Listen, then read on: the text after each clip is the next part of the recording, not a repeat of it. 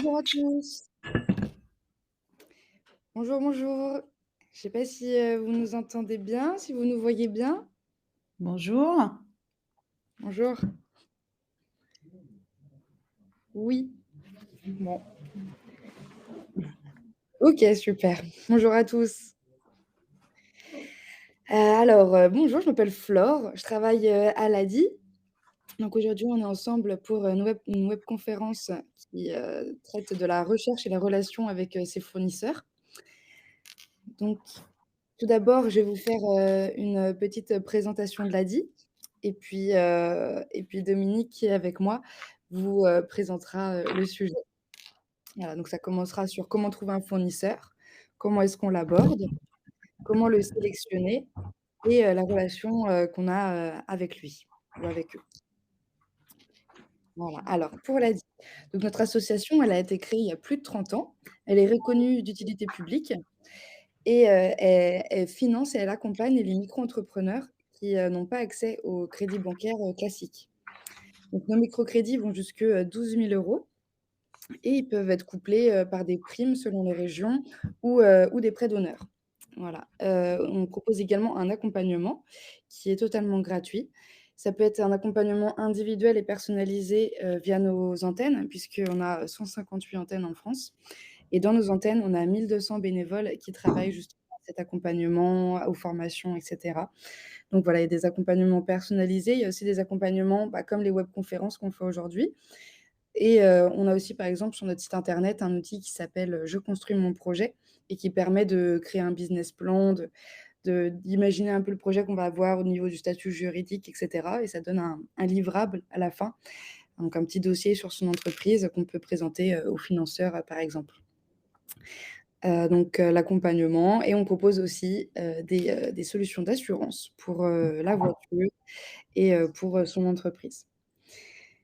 Et voilà, donc la présentation faite, je vais laisser la parole, à Dominique. Je reste dans le chat si jamais vous avez des questions, sur l'ADI, sur nos services et pour les questions sur le sujet des fournisseurs, on en parlera à la fin. On va se garder un quart d'heure à la fin pour pouvoir vous répondre. Voilà, je laisse la parole à Dominique. Merci. Donc, moi, je suis, Dominique Laurent, je suis, en mécénat de compétences à l'ADI, c'est-à-dire que je suis salariée de Schneider Electric et je travaille pour l'ADI. Donc c'est un vrai bonheur qu'une société comme Schneider puisse, me permettre ça et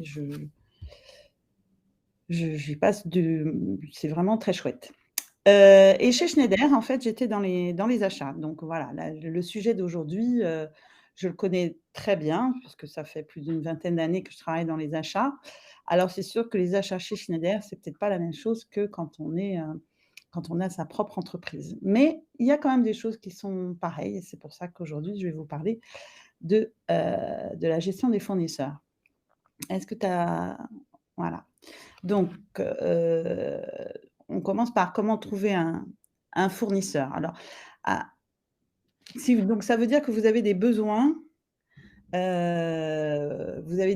d'achat, de choses que vous n'allez pas fabriquer vous-même. C'est soit des matières premières, soit, différentes choses, des prestations, donc ça commence par ça. Il faut exactement connaître pour pouvoir trouver le fournisseur, qui vous convient et il faut, définir ce dont vous avez besoin. Donc c'est important, c'est un petit peu écrire le cahier des charges, en fait. C'est définir déjà, quels sont les achats s'il s'agit de produits, d'objets ou de services. Hein, vous pouvez très bien avoir à acheter, si vous êtes pâtissier, à acheter, des matières premières, de la farine, du sucre, des choses comme ça, ou des outillages dans d'autres métiers, ou alors peut-être vous pouvez avoir besoin de services.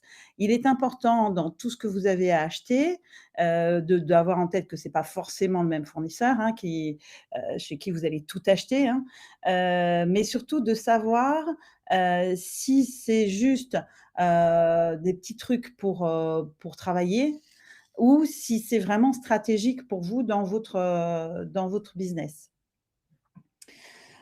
C'est-à-dire que, par exemple, si vous êtes boulanger, Si vous faites du pain, l'achat de farine, c'est quand même assez stratégique. Si vous faites, des petits travaux, si, vous intervenez chez les personnes, vous avez une entreprise pour, changer une lampe, réparer un robinet, faire des petits travaux de maison pour aider les gens chez eux qui ont pas la chance d'avoir un mari bricoleur, par exemple. Bon, ben, là, vous aurez besoin de plein de petits outillages, mais c'est pas forcément stratégique parce que, ben, un coup, vous aurez besoin d'une lampe, un coup d'un tournevis, c'est pas voilà. Je pense que vous avez compris, le truc. Donc, une fois que vous avez défini, ce dont vous avez besoin, donc le définir en termes ouais, en termes de ce que c'est quoi, la farine, ben, il y a des tas de farines différentes pour acheter de la farine et peut-être vous avez besoin de farines différentes, mais vous achetez pas la même farine pour faire du pain que pour faire de la pâtisserie, ou que pour faire des pizzas. Donc il s'agit de savoir exactement ce que vous voulez. Si vous achetez un meuble pour vous installer, bon, bah, il y aura des dimensions à définir. Voilà, c'est tout ça, il faut pouvoir le définir. Alors vous n'êtes pas obligé de l'écrire, de manière, formelle, hein, mais il faut que ce soit clair dans votre tête. Parce que quand vous allez chercher un fournisseur, ben, c'est ça, il va le prendre en compte. Alors après, justement, c'est pas mal, au début de définir des critères de sélection parce que, pour choisir le bon fournisseur, vous allez comparer différents fournisseurs et donc, vous allez pour les comparer, il faut que vous définissiez, sur quels critères vous allez les comparer. Donc, ben, par exemple, si je continue sur mon histoire de boulanger et d'achat de farine, et ben, je vais définir, ben, un critère, par exemple, de prix, ça peut être. Le prix va forcément rentrer dans la comparaison et dans le choix du fournisseur. Vous pouvez mais bon, ça, c'est un critère évident, mais vous pouvez avoir d'autres critères qui rentrent dedans, ben, de praticité, savoir, si vous le prenez, de l'autre côté du monde, ça risque de pas être très, très pratique. Ça va être plus pratique, pour vous, s'il est plus près. Ça va être plus pratique, plus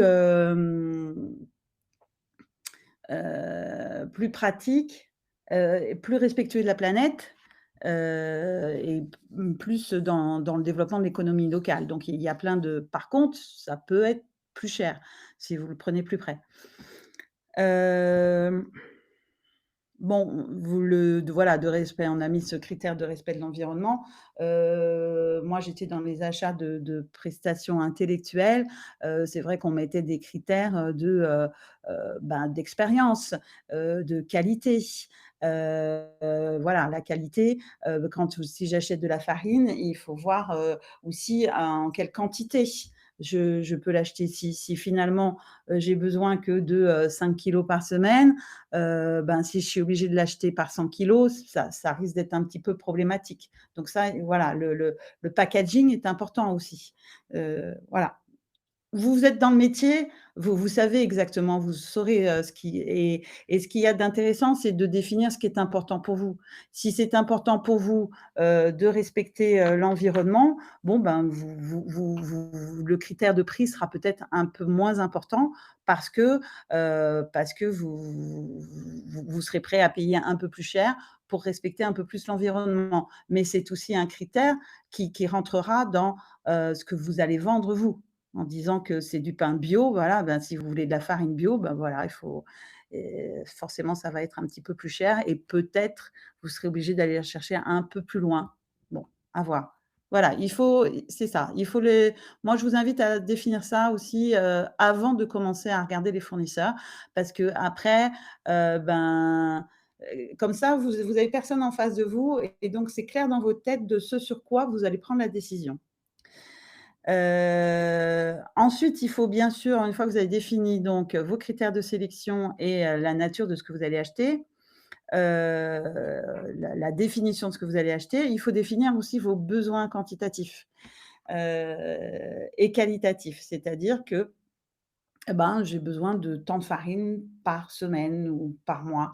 Ça, c'est important aussi de voir, votre espace de stockage, quoi. Parce que, ça va être facile de dire: «Je vais en avoir besoin de tant par mois». Mais est-ce que vous pouvez les acheter par mois et les stocker ou est-ce qu'il faut que vous soyez, livrés, toutes les semaines? Ou je dis le mois, mais on peut exagérer, hein, si c'est une livraison une fois par trimestre, mais ça veut dire qu'à ce moment-là, vous aurez de l'argent dehors, donc au niveau trésorerie, il faut que vous puissiez l'encaisser, le supporter, on va dire et puis il faut un endroit aussi pour la stocker. Ça aussi, ça coûte de l'argent. Hein, parce qu'avoir des mètres carrés, utilisés pour mettre du stock, c'est donc voilà, ça, les grands Schneider est une grosse société industrielle, donc on essaye de fonctionner en flux tendu, donc d'avoir le moins de stock possible parce que justement le stock, ça coûte de l'argent.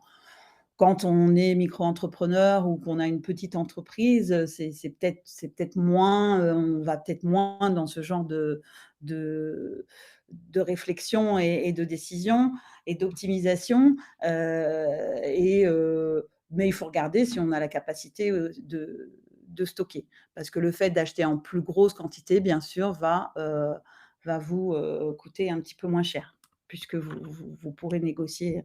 Donc c'est important de savoir par combien vous achetez, le packaging aussi, par combien vous allez acheter et à l'année finalement combien vous allez acheter. Parce que la négociation des prix et des conditions d'achat, forcément elle est liée là-dessus, quoi. Bien sûr, il faut définir aussi des critères qualitatifs, hein, ça c'est presque dans le premier point qu'il faut le faire, pour savoir exactement où est-ce que vous allez.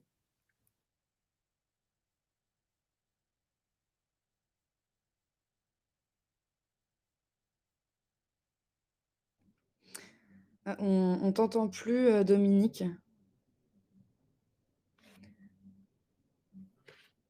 Dominique?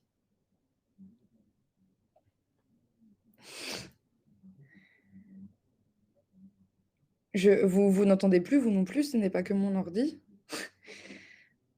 Ouais. Dominique? Elle doit pas nous entendre non plus. Dominique, on t'entend plus. Non,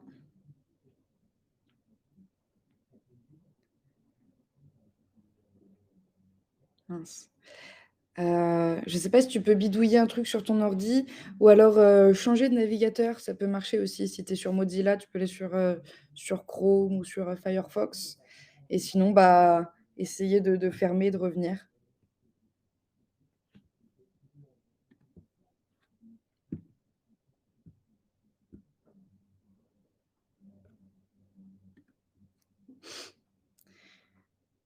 Ouais, c'est peut-être la connexion aussi.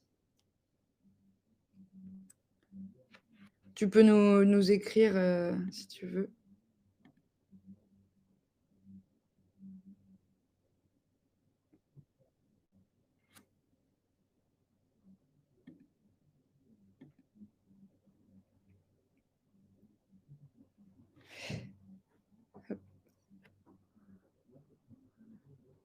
Comme tu veux, soit tu changes de navigateur, soit tu pars et tu reviens, mais tout à l'heure, ça a marché, je me dis: «Ça peut peut-être remarcher». Parce que, Dominique a ouais, OK, ça marche. On t'attend. Parce que Dominique a déjà eu des soucis de son tout à l'heure. Mais du coup, je vais en profiter pour répondre à vos questions. J'en ai vu 2.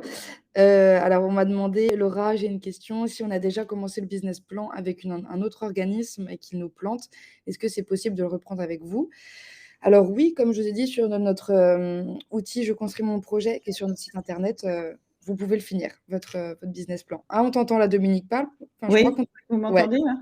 super, on t'entend. Ouais, je suis désolée, je suis en itinérante et effectivement, la connexion est tombée, je m'en suis pas rendu compte. C'est tombé à quel moment? Alors tu venais je pense que tu étais au dernier point, définir les services associés dont vous aurez besoin. D'accord. Donc voilà, vous pouvez avoir des services associés, du style, la livraison, du style, des conseils, la facturation. Je disais si vous arrivez à pouvoir payer plus tard, c'est-à-dire que dans le cas de la farine, si, je peux payer mon fournisseur de farine après avoir vendu mon pain, ça m'évite de faire de la trésorerie. Voilà, c'est ça que je disais, par exemple, un exemple de service. Alors oui, le point de vigilance, c'est-à-dire que, c'est important de savoir, avant de négocier avec un fournisseur pour avoir, les meilleures conditions, hein. C'est pas quand on négocie, c'est pas forcément que le prix qu'on négocie, c'est pour avoir les meilleures conditions, d'achat. Il est important de savoir dans quel rapport de force on a avec lui. Si on est, tout petit, c'est-à-dire que si mon fournisseur de farine, par exemple, il fabrique, je dis n'importe quoi, 10 tonnes de farine par an et que moi j'en achète, 100 kilogrammes à l'année, je dis n'importe quoi vraiment là, hein, ben, je vais être un tout petit fournisseur quoi, en fait, hein, et donc je vais pas être en mesure de négocier des super, capacités, avec lui.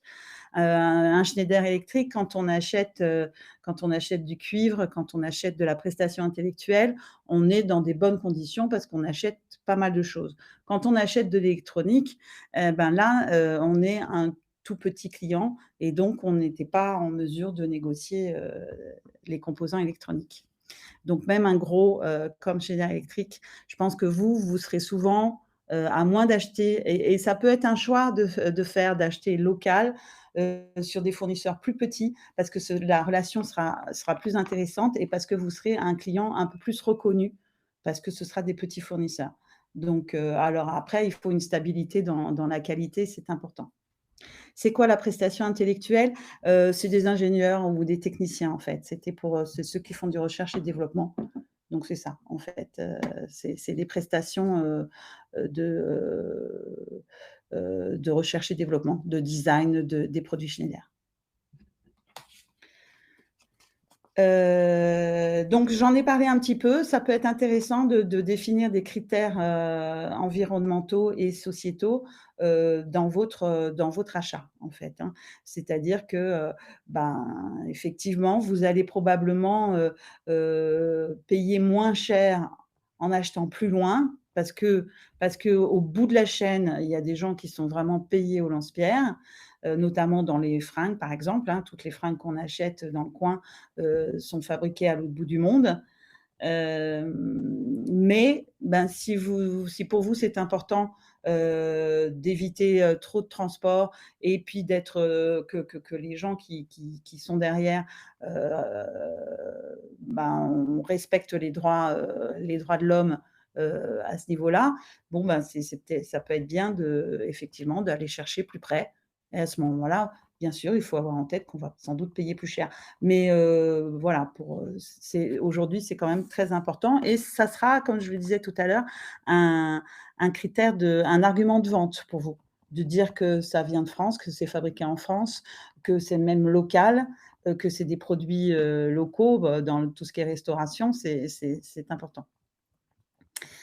Les conditions de travail, voilà et donc la responsabilité donc RSE, c'est responsabilité sociétale et environnementale, voilà, la politique, même Schneider a une politique comme ça auprès de ses fournisseurs. Alors ensuite, comment le trouver?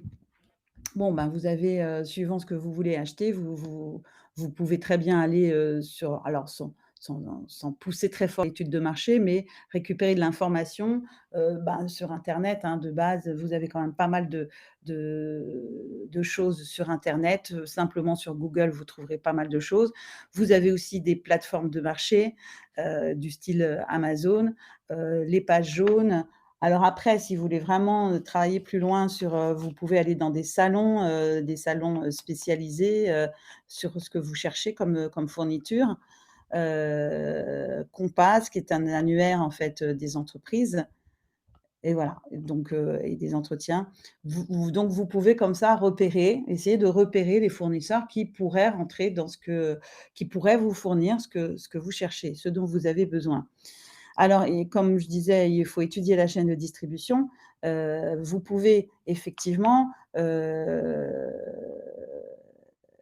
acheter à différents niveaux de la chaîne de distribution. Entre celui qui fabrique et celui qui distribue, il peut y avoir une infinité d'intermédiaires et à chaque fois que vous avez un intermédiaire, comme il faut qu'il gagne sa vie, il va prendre une marge dessus.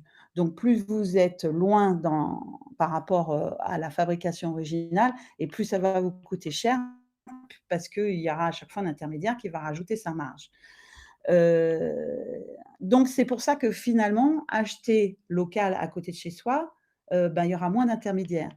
Si vous êtes le plus proche de la fabrication, de la production, peut-être ça peut effectivement vous coûter moins cher, parce que vous n'aurez pas tous les intermédiaires et puis ça vous coûte moins cher en transport. Donc pour être plus précis, si je prends un exemple, je ne sais pas pourquoi je suis partie sur cette histoire de farine parce qu'en fait je j'y connais rien. Mais bon, entre grosso modo, hein, vous m'excuserez pour les gens qui s'y connaissent plus que moi, il doit y en avoir beaucoup. On fait de la farine à partir de blé, dans la plupart des cas. Donc il y a du blé à faire et puis après ça passe dans une minoterie qui va, écraser le grain de blé pour faire de la farine. Donc là, si j'achète au moulin, bon, ben, il y aura moins d'intermédiaires que si, je vais l'acheter à Carrefour. Voilà, c'est en gros, il y aura moins d'intermédiaires. Alors l'exemple, il est pas forcément bon parce que la farine que vous achetez à Carrefour, elle est fabriquée en énorme quantité et donc peut-être vous la payerez moins cher, mais bon. Mmh. On y reviendra. Il y a beaucoup de fournisseurs qui donnent pas leur prix quand on n'est pas encore immatriculé. Oui, ça c'est étonnant, on y reviendra. Donc voilà, les prix, les conditions d'achat peuvent être, différents sur la chaîne de distribution et puis donc étudier, en finale pour regarder, il faut étudier la structure, des coûts et des prix. Alors effectivement, donc on y vient tout de suite, ça veut dire que tout de suite on parle de prix parce qu'effectivement c'est ça qui va vous intéresser quand même, mais attention quand on fait un acte d'achat, une décision d'achat, il faut pas regarder que le prix, hein, parce qu'il faut d'abord, avant de regarder le prix, il faut être sûr de ce que vous achetez derrière, hein. Parce que vous pouvez avoir des énormes différences de prix, mais en fait d'un côté vous achetez des choux et de l'autre côté vous achetez des carottes, hein. Donc c'est très, très important de vérifier qu'on est bien d'accord sur ce que vous achetez avant de parler de prix. Parce que vous n'aurez pas forcément les mêmes prix. Donc parce qu'il faut comparer des choses comparables, hein, forcément. Donc on parle de prix que quand on est sûr de ce qu'on achète, en termes de qualité, en termes de mesure, en termes hein, c'est c'est c'est vous de dimension quoi, en fait, aussi, hein. Vous pouvez très bien sur la photo vous dire: «Ah bah oui, c'est exactement ça que je veux», puis en fait, vous vous rendez pas compte qu'en fait, c'est une miniature que vous êtes en train d'acheter et qu'en fait, ça correspond pas du tout à ce dont vous aviez besoin. Donc les prix que vous achetez, ben, ils ont une structure. C'est-à-dire quand j'achète une farine, la personne, le fournisseur qui me la vend, lui, il l'a acheté à quelqu'un d'autre, très probablement. Enfin, il a des coûts de production ou d'approvisionnement et il va se faire une marge dessus. Il va se faire aussi, il tient en compte la livraison et cetera. Pour prendre quelque chose d'un peu plus, si je prends les produits Schneider, ben, un produit Schneider, vous avez un prix de vente qui est établi en fonction du coût du prix de revient, c'est-à-dire ce que des matières premières qu'on a achetées pour le fabriquer, de la fabrication, on a des usines de fabrication, donc de la fabrication, des gens qui travaillent, sur cette fabrication, hein, tout ça, il faut le prendre et puis, on a des coûts aussi de structure aussi chez Schneider, hein. Il y a forcément, des tas de gens qui travaillent autour des ressources humaines, c'est une grosse société, donc il y a aussi des frais de structure et après on rajoute une marge. Bon, voilà. Alors vous n'êtes pas obligé pour ça, c'est vrai pour un achat stratégique. Vous n'allez pas vous amuser à étudier toute la structure de prix, si c'est pour acheter une ampoule, tous les 36 du mois, hein. Donc attention, hein, il y a des fois, il faut gagner du temps et aller, vite au résultat, hein. Ça, ce genre de choses, d'aller étudier vraiment la recherche de fournisseurs, c'est sur quelque chose qui est important dans votre activité parce que ça vous coûte cher ou parce que c'est le cœur de votre activité et que c'est de ça dépend la satisfaction du client.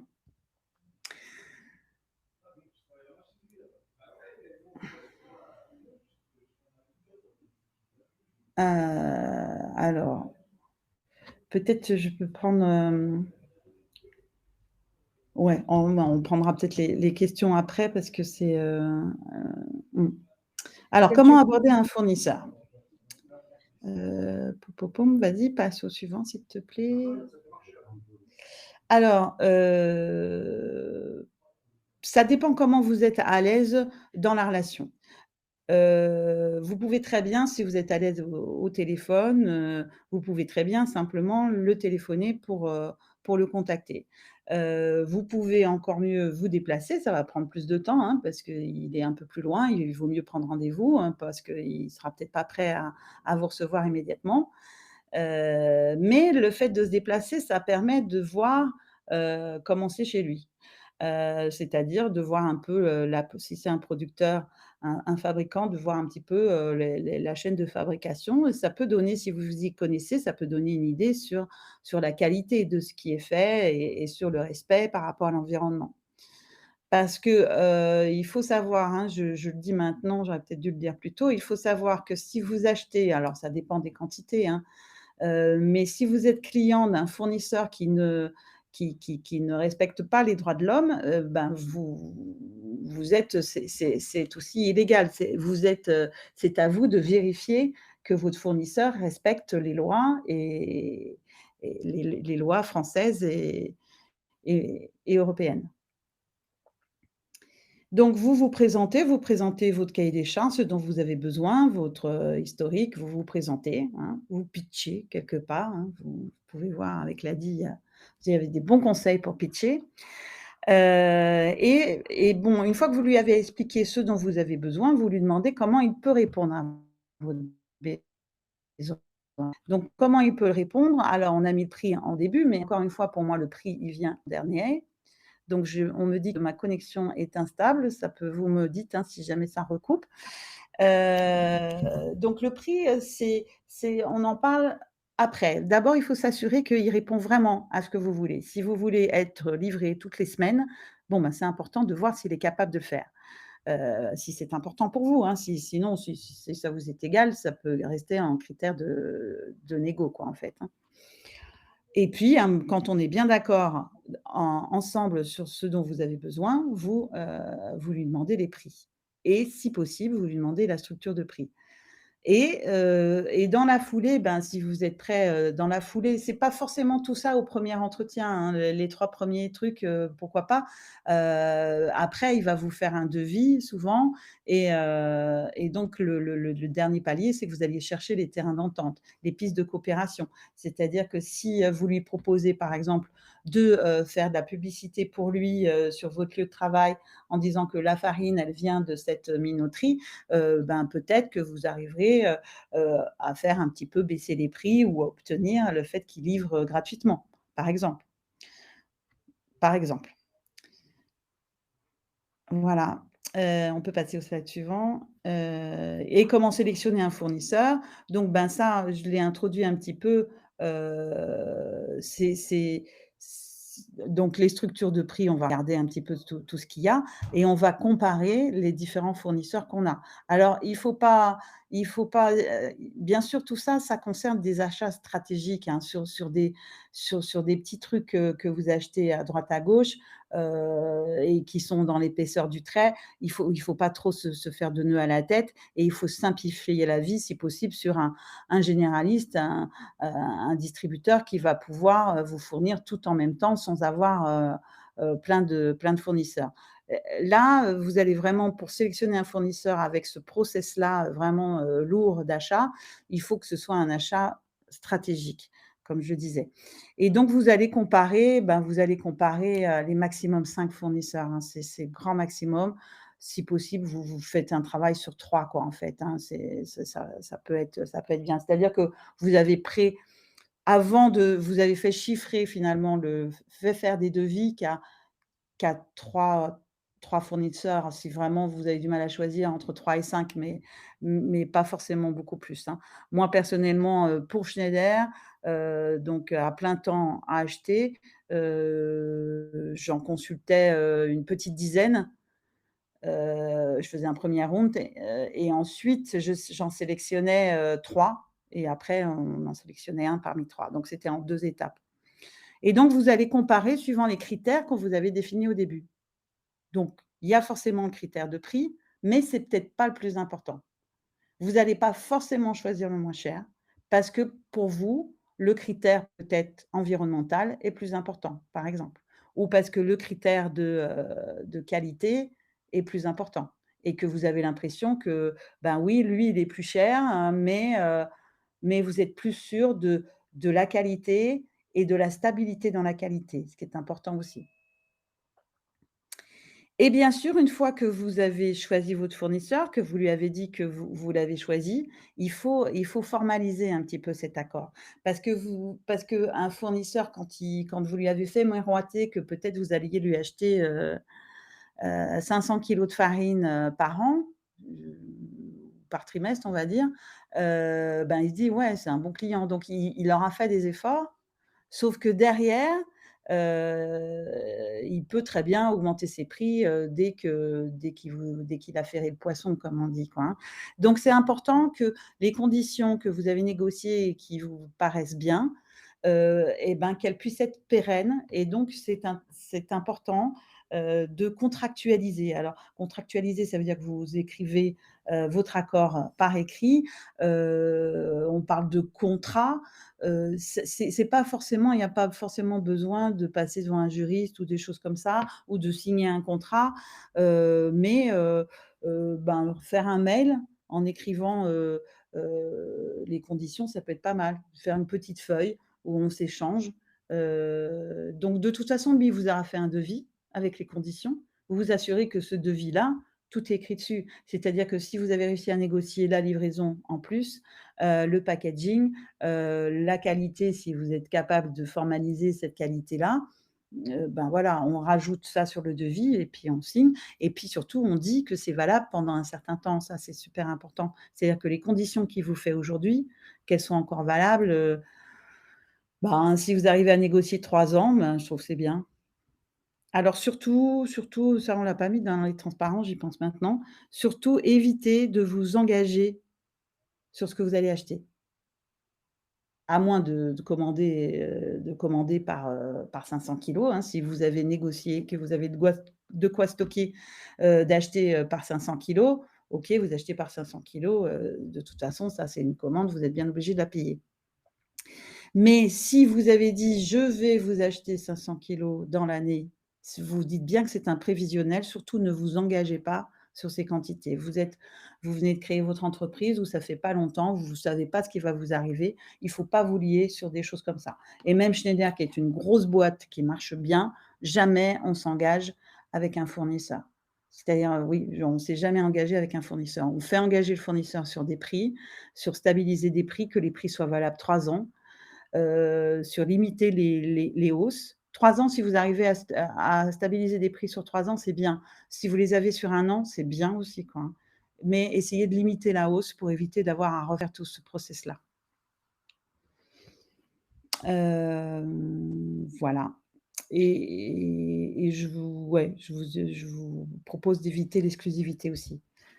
OK, on va passer au suivant. Je crois qu'il y a pas mal de questions donc alors une fois on pourrait croire que c'est fini en fait, une fois qu'on est arrivé à l'accord quelque part, hein, c'est un accord, qui doit se faire, il faut pas essayer de presser le friton les gens, hein. C'est une discussion, moi j'ai toujours fait les négociations en bonne, en bonne ambiance, voilà, même ça rigolait. C'est ça. Faut pas que ça vous mette du stress, ça peut se passer très bien. C'est leur métier en face sur un fournisseur. Vous avez en face de vous un commercial, donc au moins qui a mis sa casquette commerciale. Bon, vous, il faut mettre votre casquette commerciale, mais c'est pas, ça se passe bien, c'est très naturel. Heu et ben, c'est pas complètement terminé parce que derrière, vous allez avoir une relation avec ce fournisseur. Vous avez passé du temps à sélectionner. Il vous a fait miroiter des choses. Il faut vérifier que ce qu'il fait est au rendez-vous de l'accord que vous avez passé avec lui. Donc, il faut il faut contrôler que ce qu'il vous livre, c'est bien cohérent avec ce que vous avez commandé et notamment en termes de qualité. Et c'est bien aussi de rester en veille par rapport au marché, même si la relation est super bonne et que ça va super bien. Bon, ben, lui, il peut aussi s'endormir et ne pas, vous faire, la performance, qu'on pourrait attendre d'un fournisseur en termes d'achat, par exemple. Donc regardez un petit peu de temps en temps, de loin en loin, ce qui se passe ailleurs pour, vérifier que, bah, que vous êtes pas mal. Donc un suivi régulier avec le fournisseur, le rencontrer de loin en loin pour voir, si tout va bien, si ça se passe bien ou pour régler des soucis peut-être de baisse de qualité ou de je sais pas, de retard, dans les livraisons ou des choses comme ça. Voilà, les fournisseurs sont des partenaires essentiels, effectivement, c'est des partenaires essentiels, si c'est un achat stratégique et en plus de ça, de la même manière que je vous ai dit tout à l'heure, tiens, vous pouvez être prescripteur, en fait, pour votre fournisseur, ça peut être un argument de négociation et ben, lui aussi, il peut être prescripteur de vous. Il peut proposer, à ses autres clients de venir, acheter leur pain, dans ma boulangerie. Je suis partie sur cette histoire de boulangerie, je ne sais pas ce qui m'a pris. Voilà, je crois qu'on est, au bout, non? Il y en avait un autre derrière? Voilà. Donc, merci pour votre attention. J'espère que j'étais pas trop loin de vos préoccupations. Alors pourquoi éviter je les prends en ordre inverse, les questions. Pourquoi éviter l'exclusivité? Ben, parce que vous vous empêchez d'aller voir ailleurs. Or, la concurrence, quand même, hein, moi j'ai tout essayé. La concurrence, mettre en concurrence un fournisseur, c'est le meilleur moyen de négocier des prix. Donc, si vous avez signé, on cherchera toujours une exclusivité. Vous vendez, par exemple, vous vendez votre maison ou votre appart, vous aurez toujours une agence immobilière qui veut l'exclusivité. Ben oui, parce qu'il veut être sûr d'être tout seul sur le truc et il met ses concurrents en dehors. Donc, il va faire les prix qu'il veut. Donc c'est pour ça que je vous propose d'éviter l'exclusivité. Alors, des conseils d'acheteurs pour faire baisser le prix. Alors, il faut regarder quand vous regardez la structure d'un prix, vous verrez qu'il y a des choses, vous ne pourrez pas descendre en dessous. Un fournisseur, il peut pas descendre en dessous, de sa marge et il peut pas vivre sans marge. Sinon enfin oui, comme vous, si vous faites pas de marge, dans votre entreprise, ben, vous gagnerez pas votre vie. Donc il est normal que, il y a un prix plancher que vous pourrez pas descendre en dessous. Hem Donc, des conseils pour donc, ceci étant dit, des conseils pour faire baisser les prix, ben, mettre en concurrence. Si par exemple vous avez choisi le fournisseur B parce que, parce qu'il est pas loin de chez vous, parce que vous l'aimez bien, parce qu'il est sympathique, tout ça, ça peut rentrer en compte, hein, mais, surtout parce qu'il est pas loin de chez lui et de chez vous et qu'il a une qualité qui correspond à ce que vous voulez et qui travaille dans les règles de l'art et en respectant l'environnement. Mais par contre, il est trop cher. Vous ne pouvez pas vous permettre, ça vous ferait augmenter de trop. Ben, vous pouvez un argument, c'est d'aller consulter quelqu'un d'autre qui a à peu près la même qualité, hein, parce que, on n'est pas dans un enfin, je veux dire, c'est pas il faut comparer des choses comparables, hein, sinon vous risquez de vous faire engueuler, hein. Mais d'aller lui mettre sous le nez que, ben, il a des concurrents avec un produit similaire, qui sont moins chers. Voilà, ça c'est un bon il faut essayer de sentir de combien vous pouvez baisser parce que si s'ils proposent 100 et que vous attaquez à 20, vous risquez de vous faire claquer la porte au nez, quoi, hein. Il y a des gens qui peuvent se vexer de ce genre de choses. Donc il faut pas aller trop loin. Et il vous le dira, hein. Il y avait, Voilà, You alors il y avait je vais Yang remonter un petit peu. qui demandait: «Il y a beaucoup de fournisseurs ou usines françaises qui n'offrent que 20 à 30 de rabais. Le problème, lorsqu'on est en micro-entreprise, on ajoute les 20 de TVA et c'est impossible de marger dessus». Ben, ouais, mais 20 à 30 de rabais sur un produit, manufacturé qui a été fabriqué, c'est quand même assez énorme, hein. faut peut-être, il y a peut-être un problème sur le business plan ou alors à ce moment-là, il faut acheter ailleurs, ou fabriquer vous-même. Mais 20 à 30 redis la question? Ouais, hem, alors attends. Il y a beaucoup de fournisseurs ou usines françaises qui n'offrent que 20 à 30 de rabais. Le problème lorsqu'on est en micro-entreprise. Pardon? Ah, le problème attends, je recommence depuis le début. Il y a beaucoup de fournisseurs ou usines françaises qui n'offrent que 20 à 30 de rabais. Le problème lorsqu'on est en micro-entreprise, on ajoute les 20 de TVA et c'est impossible de marger dessus. Mais la TVA, c'est quelque chose d'à part, hein, quand même, hein, si vous rajoutez alors donc ils font 20 à 30.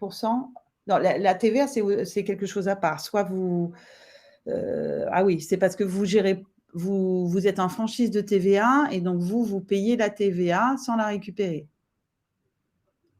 auprès d'un fournisseur qui lui gère la TVA.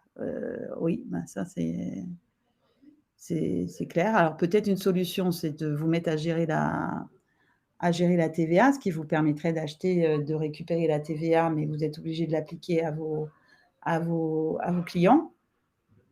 Mais si vous faites de l'achat-revente, effectivement, si on regarde les vêtements, la chaîne de vêtements, les gens qui achètent des vêtements et les revendent, bon, ben, ils vont souvent les chercher assez loin, quoi, hein, pour les payer pas cher, quoi. Il est courant, sur du vêtement qu'on multiplie par 3, voire 4 quand on vend. Donc effectivement, si vous pouvez avoir que 20 à 30 et c'est possible qu'au niveau de la fabrication, ils puissent faire que 20-30 qu'ils puissent pas aller plus loin, il faut peut-être augmenter vos prix, hein. Je n'ai pas de solution. Sinon, il y a Pascal qui demande, quand est-ce que c'est le meilleur moment pour chercher son fournisseur quand on crée une entreprise? Ah! Quand est-ce que c'est le meilleur moment? À mon avis, si le fournisseur est un pour moi, le meilleur moment, c'est de le chercher avant de se créer. Ah, mais en fait, dans les questions, ça revient qu'il faut être immatriculé souvent pour avoir les prix. Alors ça, je comprends pas pourquoi. Il y a pas beaucoup de fournisseurs qui ne donnent pas leur prix quand on n'est pas encore immatriculé. Oui, ben là, c'est peut-être dans le milieu qui ça me paraît pas normal. C'est une question de crédibilité, en fait. Ils veulent pas donner leur prix, parce que sinon ils donneraient, ils donneraient leur prix à tout bout de champ, quoi, en fait, hein. Je pense que le fait d'écrire votre cahier des charges au début, hein, de vraiment préciser dans votre tête, de quoi vous avez besoin, quelles seraient vos quantités, va vous donner plus de crédibilité. Si vous êtes capable, par exemple, de mettre par écrit ce cahier des charges et de l'envoyer, il n'y a pas de raison qu'ils ne vous répondent pas et qu'ils ne vous fassent pas un devis. Après, effectivement, je dis c'est le meilleur moment, mais quand on se crée, il faut pouvoir, avoir une échelle par exemple, quand vous allez vous créer, ben, moi, si je crée ma boulangerie, toujours la même chose, hein, je reste sur le même truc. Je ne sais pas, en fait, combien je vais vendre, quel chiffre d'affaires je vais faire puisque je ne l'ai encore jamais fait, quoi. Je sais que ça va marcher, mais je sais pas comment, à quel niveau ça va marcher, quoi. Donc en fait, je vais avoir du mal avec le fournisseur de dire, ben, je vais vous acheter, normalement, je devrais vous acheter, 100 kilos par semaine ou juste 20, quoi, et peut-être il faut pouvoir avoir une échelle de prix, quoi, en fait, hein. Ouais, De pouvoir lui dire, ben, vous me faites ce prix-là pour 20, heu et heu et je regarde un peu plus loin, quoi. il y a Elsa, par exemple, qui dit que, elle aussi, elle a rencontré des difficultés, dans ce cas-là, mais qu'elle a réussi à négocier, d'avoir des prix auprès de certains fournisseurs en les contactant directement et en expliquant un peu sa situation. Ben, voilà. De toute façon, c'est bien de discuter avec un fournisseur pour voir un petit peu qu'est-ce qui est important pour lui aussi. Parce que finalement, moi, je vous parle de quantité, mais peut-être que pour lui, c'est la stabilité, quoi, en fait. C'est de savoir à quel moment vous payez, enfin, il va avoir les mêmes problèmes que vous de toute façon, hein. Donc vous pouvez aussi vous engager peut-être un tout petit peu sur un minimum, sachant et puis que, que la fourchette, ce soit juste, quelle la flexibilité que vous avez, quoi. Mais c'est bien Elsa là d'avoir réussi à négocier ça, c'est super. Mais en tout cas pour moi, il y a pas de raison qu'un fournisseur ne donne pas, ses prix si vous êtes pas immatriculé quoi, en fait. Parce que vous pouvez, si vous venez juste de vous immatriculer, je veux dire, vous n'êtes pas plus, crédible, le lendemain de l'immatriculation que la veille quoi. Je veux dire c'est pas sérieux et légalement, je suis pas sûre que ce soit très, très, très, très, très net quoi ça, hein. Sinon, Peut-être il il y y a a intérêt à ce moment-là à changer de fournisseur quoi, en fait, hein. Ou avoir des prix qui puissent fluctuer en fonction des prix de vos fournisseurs. Je pense au marché des fleurs. J'ai une créatrice qui, voulait créer une, qui voulait être fleuriste, et je lui disais: «Ben, pour faire la formation Je deviens entrepreneur, il faudrait que vous connaissiez vos prix d'achat». Et elle m'a dit: «Ben, les prix des fleurs, ça change tout le temps, quoi». Ah, d'accord. Bon, mais ça change tout le temps, OK, mais ça veut dire que ses prix de vente changeront tout le temps. C'est-à-dire que suivant les fleurs qu'elle a, sa marge va être fixe en pourcentage, heu et que le prix du bouquet, sera en fonction de son prix d'achat. C'est comme ça qu'il faut le faire et donc heu et donc non, ben, elle ne connaîtra pas les prix avant, mais ses prix de vente seront en fonction du prix d'achat. On peut vous pouvez fonctionner comme ça. Donc si vous avez des fournisseurs qui ne veulent pas vous donner les prix parce que vous n'êtes pas immatriculé, bon, c'est pas très cool, mais si vous le dites, c'est que ça doit exister, hein. À ce moment-là, ben, il le meilleur moment, c'est peut-être d'être immatriculé pour choisir le fournisseur. Sinon, il y a Véronique qui conseille, d'aller dans des salons professionnels en fonction, des du corps de métier. Et d'ailleurs, je pense que pour connaître les salons des autres corps de métier, en faisant des recherches sur internet, on trouve assez facilement les dates et lieux des salons en fonction de son métier. Ouais, je pense que les salons, c'est vraiment, un bon truc si ça correspond au domaine dans lequel vous voulez, aller, dans lequel vous cherchez, parce que vous avez là des gens qui viennent pour vendre. Donc je vois pas pourquoi ils vous donneraient pas les prix là.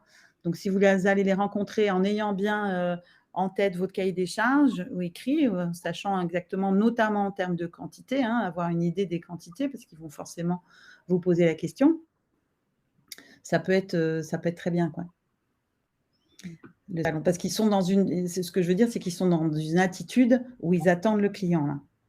Donc ben, vous êtes un client comme les autres, peut-être même plus intéressant que les autres parce que vous allez, acheter peut-être en plus grosse quantité qu'un autre client. Ça dépend des salons, hein. Sinon, il y a Mmh. Fabienne qui disait, qu'il était difficile de trouver des fournisseurs locaux de produits de beauté naturelle dans l'Aude pour l'achat-revente en boutique en ligne, car les fournisseurs ont déjà leur boutique en ligne où ils acceptent de vendre leurs produits. Et du coup, si on veut avoir ce fournisseur et vendre en boutique, comment est-ce qu'on peut faire?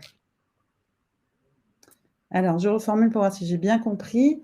C'est-à-dire que vous voulez vendre en boutique des produits qui sont vendus en ligne directement par le fabricant, J'ai c'est l'impression que ça? c'est Ou c'est par ça. votre fournisseur? Je pense que c'est ça. Ben, ça, c'est délicat là, parce que à ce moment-là, vous vous mettez en concurrent de votre fournisseur.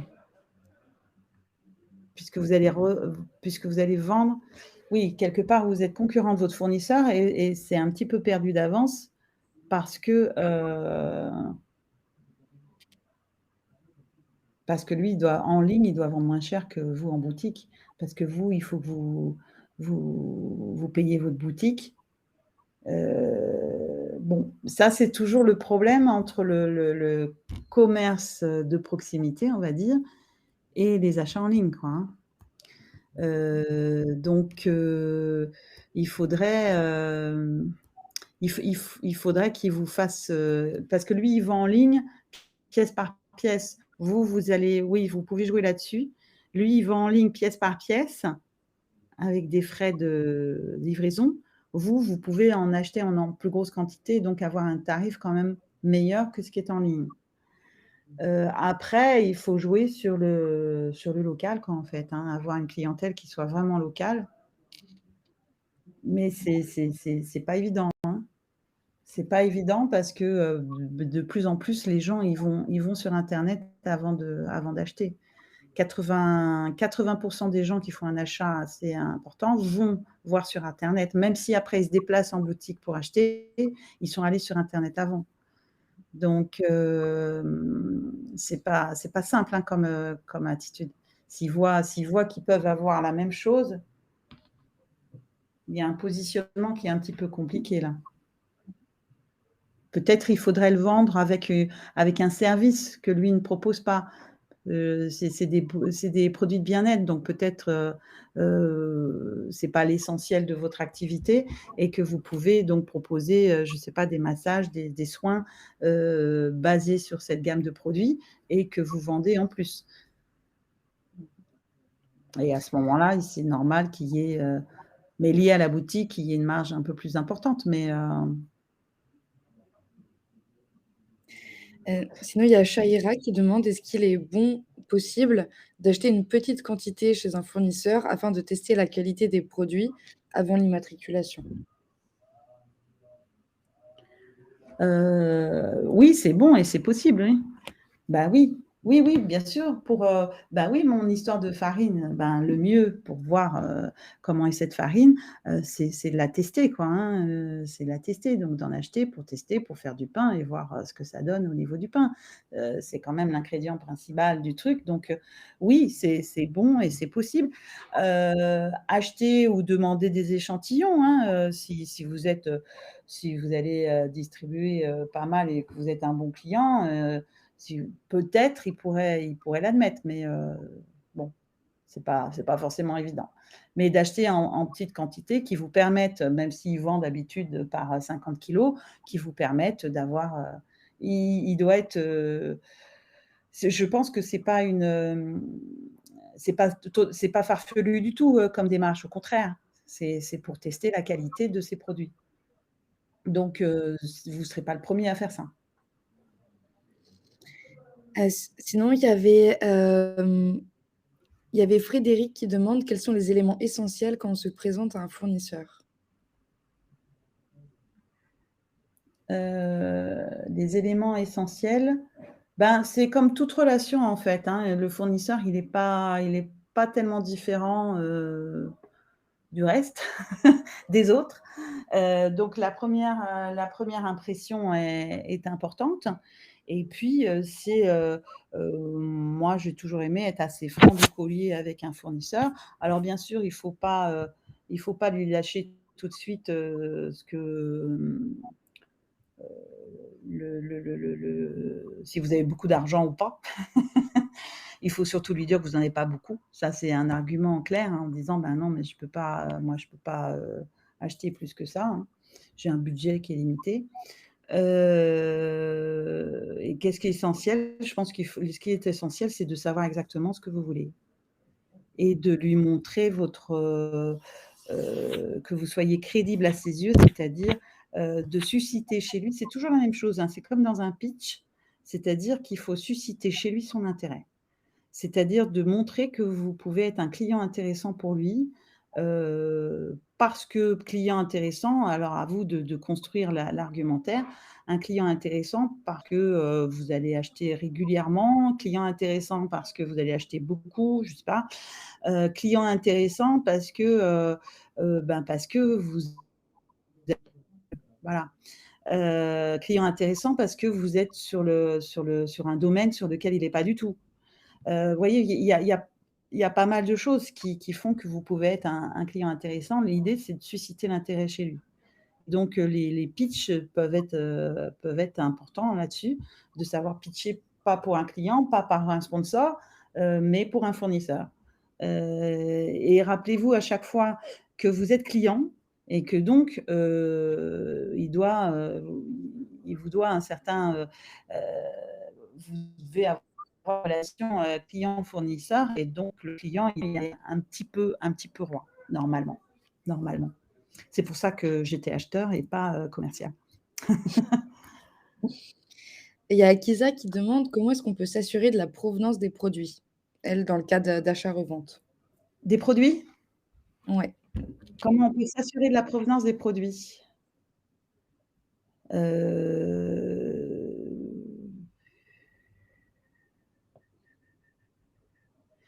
ben, ça dépend des produits. Si vous regardez les fleurs, moi j'ai appris récemment que les fleurs, il y avait pas d'obligation de donner la provenance.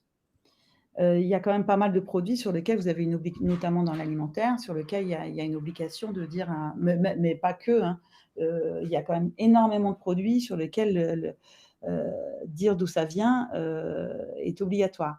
Après, si vous voulez aller le vérifier, il faudrait remonter la chaîne de distribution et de production et ça, c'est pas forcément simple et puis, pas c'est pas évident que posez la question à votre fournisseur, hein.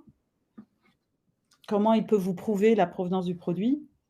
Vous verrez comment il réagit, hein. Ça sera déjà un indice.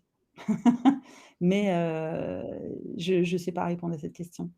Mmh Là, je vois mh. une question d'Aurore qui réitère sa question. Je commence un suivi avec la ah mais tu as répondu peut-être Aurore, Flore? Ouais, j'ai Ouais, répondu tout à d'accord, l'heure. Mais alors sinon, il y a d'accord. Tinatin, pardon, qui demande: «Exemple, si on a négocié pour 20 kilogrammes de farine», je prends l'exemple de la farine, et qu'il a Merci. et que finalement il a besoin de plus de kilos, est-ce qu'il peut renégocier? Et donc est-ce que c'est bien de mettre des prix fixes dès le début ou il faut attendre quelques mois pour voir si notre entreprise fonctionne? Alors, c'est bien de quand vous négociez, quand vous êtes dans la phase de négociation, on ne sait jamais combien on va en acheter, hein. Moi, quand j'ai négocié avec mes fournisseurs, ben, je ne sais pas toujours, on me donne une idée. C'est une prévision, mais une prévision, par essence, elle est fausse. Donc vous avez plusieurs manières de faire. Vous pouvez très bien dire: «Eh ben, jusqu'à 20 kilogrammes, c'est, 2 € le kilo». C'est de la belle farine, hein. De 20 à 30 kilogrammes, ça va être 1,50 €, de 30, à 40, et cetera et en dégressif, hein, donc des prix dégressifs. Vous pouvez très bien faire comme ça. Ou alors vous avez une autre méthode qui est, je pense moins intéressante pour vous, c'est de dire, ben, en fonction du chiffre d'affaires que je fais avec vous, vous me faites en fin d'année ou tous les trimestres, par exemple, tous les trimestres, ben, vous me faites, un une remise sur volume.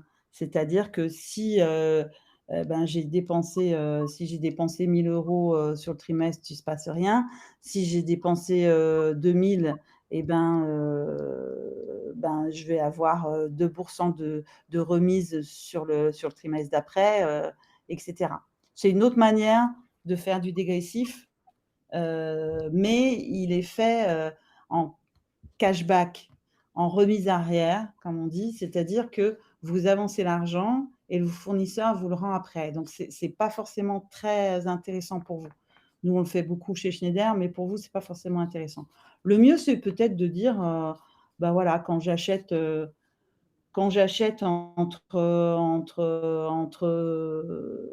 jusqu'à 20 kilogrammes, c'est tel prix, au-delà, et cetera et par tranche, comme ça, vous avez des prix qui sont différents. Alors vous pouvez le faire par commande ou à l'année ou au mois, je sais pas, en fonction. Faut Bon mais bah, de effectivement pas fixer parce que, vous vous engagez pas sur les 20 kilogrammes par mois. Donc le tout c'est de d'avoir une flexibilité et de pouvoir quand même avoir un prix qui correspond à votre volume. bon, pour finir, dernière question parce qu'il est l'heure. Il y a Shaira qui demande comment est-ce qu'on peut être sûr de la fiabilité, d'un fournisseur? Parce que, elle a été victime de fraude, récemment. Ah, de fraude. Ah, le Alors, fournisseur la lui a fait payer 300 € alors qu'il aurait pas dû. ah, hem, là, c'est pas une fiabilité, quoi. Là, c'est que c'était une arnaque, quoi, en fait, hein, vous êtes fait arnaquer par votre fournisseur. C'est important quand vraiment on est dans la relation fournisseur de faire jouer que vous construisez une relation durable et que donc il a pas intérêt à vous arnaquer, parce que vous allez voir ailleurs, quoi, hein. Je veux dire, c'est pas constructif d'une relation durable d'aller arnaquer son client, quoi, hein. Il est important de se renseigner sur son fournisseur avant d'y aller, pour voir si sa qualité, pour voir les retours des clients, quoi.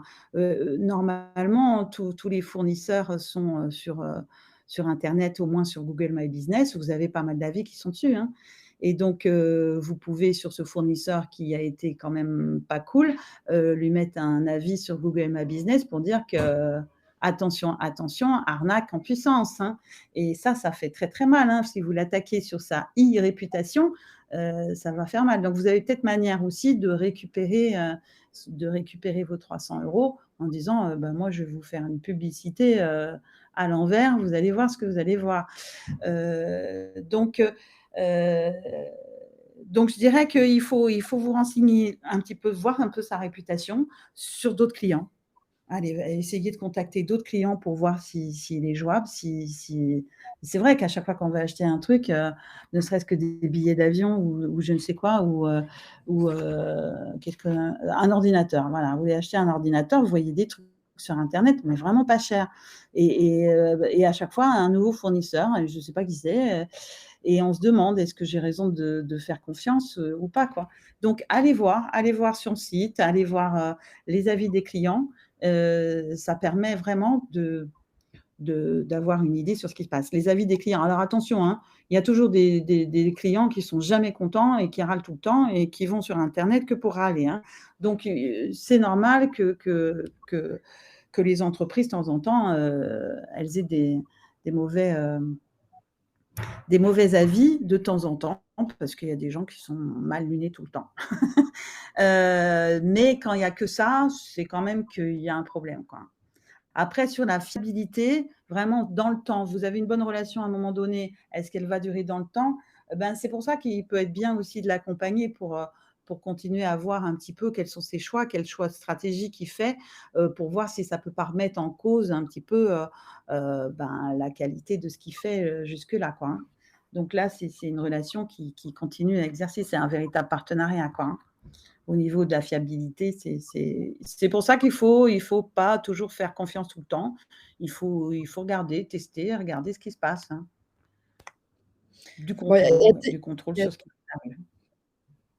il y a il y a Tinatin qui demande, et il a vraiment envie de poser sa question: «Comment on sait si le fournisseur, il est dans les normes européennes ou environnementales?»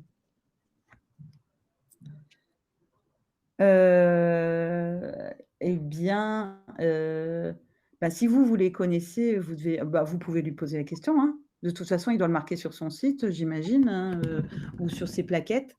Donc, partout où on parle de lui, ça doit être, et sinon vous pouvez lui poser la question de toute façon, hein. Pour qu'il respecte les normes, européennes ou environnementales, à mon avis, il y a un coup de tampon aussi, hein. Peut-être pas, peut-être pas.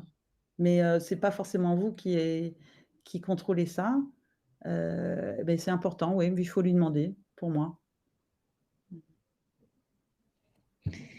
Très bien. Bon, et ben, J'ai réussi à répondre à merci. toutes vos questions?